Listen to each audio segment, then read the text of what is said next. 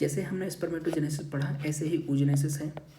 oogenesis में भी दो शब्द हैं, ओवम उससे बनता है, जेनेसिस का मतलब फॉर्मेशन, ठीक है। यानी कि ओवम का निर्माण क्या कहलाता है, ओवम का निर्माण क्या कहलाता है आपका, oogenesis कहलाता है। ये किस तरीके से होता है वो हम देख लेते हैं। देखिए मेल के अंदर जो स्पर्मेटोजेनेसिस क्रिया चल रही थी वो आपके टेस्टिस के अंदर चल रही थी, वहीं oogenesis की बात करें तो oogenesis की जो प्रक्रिया है वो ओवरी के अंदर चलेगी, ठीक है, यानी अंडाशय के अंदर ये प्रोसेस होगी। और अंडाशय की जब हम बात करते हैं, मान के चलिए ये अंडाशय है, तो इस अंडाशय की अंदर की जो बॉल है, ठीक है, इन अंडर की बॉल को क्या बोलते हैं, जर्मिनल एपिथीलियम, जर्मिनल एपिथीलियम, ठीक है। इन जर्मिनल एपिथीलियम के अंदर ये प्रोसेस हो रही होती है। जैसे कि आपकी जो हम कहें स्पर्मेटोसाइट्स यानी कि जो स्पर्म्स बन रहा था वो किसके अंदर बन रहा था, सेमीफेरस ट्यूब्यूल्स के अंदर, ऐसे ही ओवरीज के अंदर जो ओवा बनेगा वो जर्मिनल एपिथीलियम के अंदर बनेगा, ठीक है।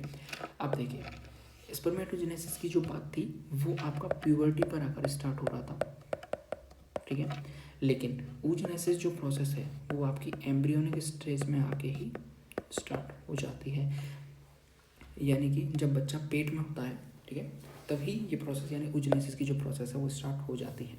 हम ओवम की बात करें तो ओवम के अंदर क्या क्या होता है, देखिए यॉक होता है, ठीक है, बहुत कम मात्रा में होता है लेकिन होता है। दूसरा साइटोप्लाज्म, ठीक है, इसके अलावा आपकी प्रोटीन्स, ग्लाइकोजन, ये सारी चीज़ें आपके किसके अंदर मिलती हैं, ओवम के अंदर हमें देखने को मिलती हैं। साइज़ का कंपेयर करें स्पर्म्स के और इसके मुकाबले तो साइज इसका लार्ज होता है। साइज क्या होता है इसका, लार्ज साइज होता है, किसके मुकाबले, स्पर्म्स के मुकाबले।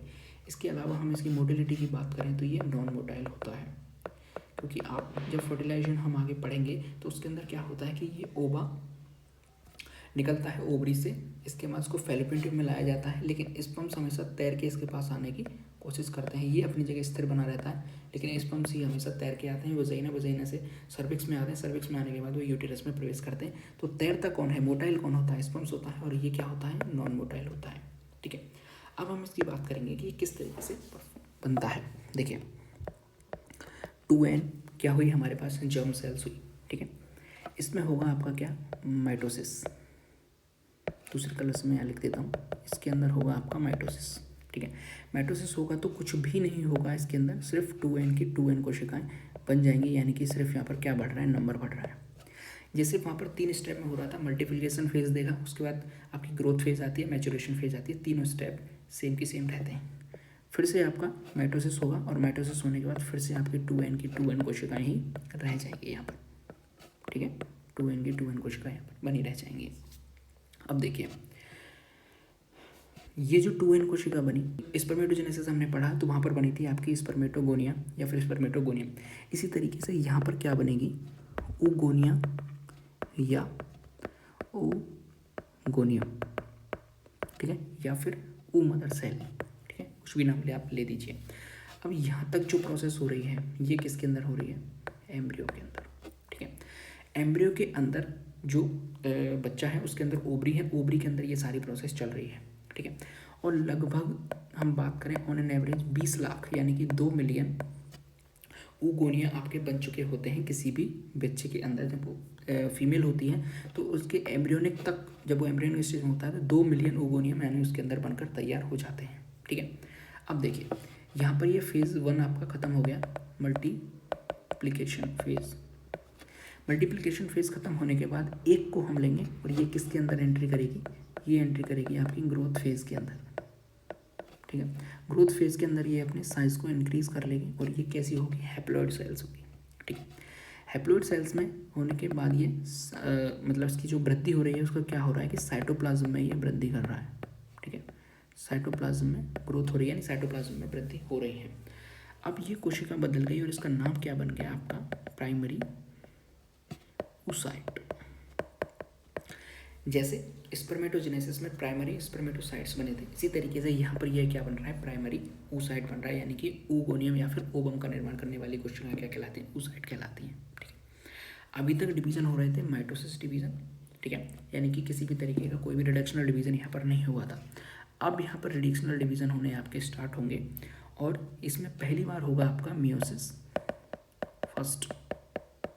ठीक है, मियोसिस फर्स्ट होने के बाद एक तो बनेगी आपकी बड़ी, ठीक है, सेल, और एक बनेगी थोड़ी छोटी। अब देखिए मैंने एक को बनाया है बड़ा और एक को बनाया है छोटा। जो बड़ी कोशिका है, ठीक है, इस बड़ी कोशिका का नाम हो जाएगा आपका क्या, सेकेंडरी oocyte।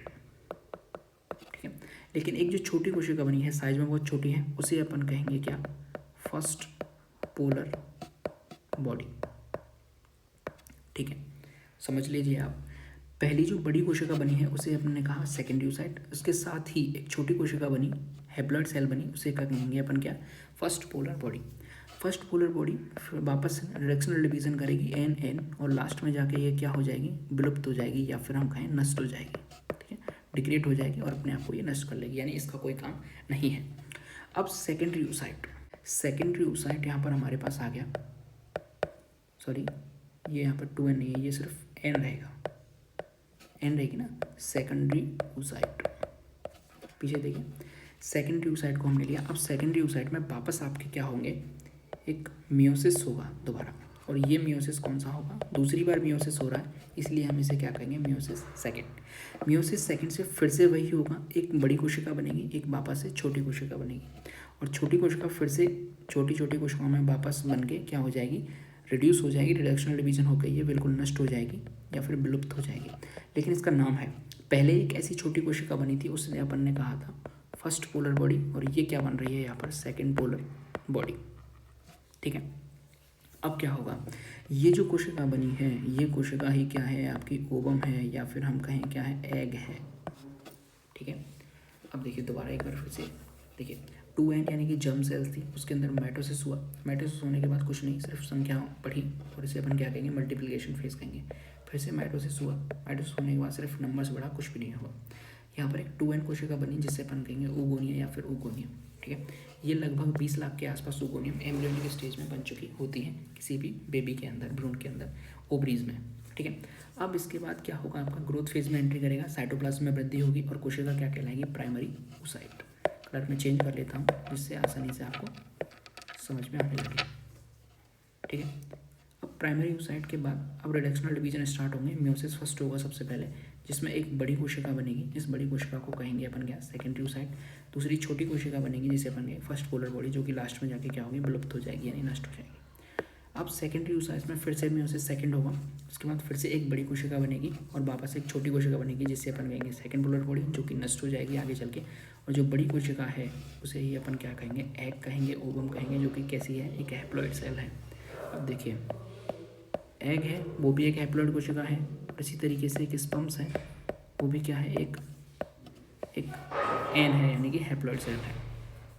जब दोनों हैप्लॉइड सेल्स मिलेंगे तो क्या बनेगा, एक डिप्लॉइड कोशिका बनेगी, जिससे अपन कहेंगे ज़ाइगोट, और इस प्रोसेस को कहेंगे क्या अपन, फर्टिलाइजेशन। ठीक है, जो कि हम अगली वीडियो में पढ़ने वाले हैं। तो आई होप आपको समझ में आ गया होगा। ये जो फेज़ है, ये कौन सा फेज है, मैचुरेशन फेज है। ये कौन सा फेज़ है, मैचुरेशन फेज है। अब देखिए, जैसे आपके स्पर्म्स के अंदर हमने देखा कि स्पर्म को न्यूट्रिशन प्रोवाइड कौन करा रहा था, आपका टेस्टिस के अंदर, सेमिनिफरस ट्यूब्यूल्स के अंदर सर्टोली कोशिका।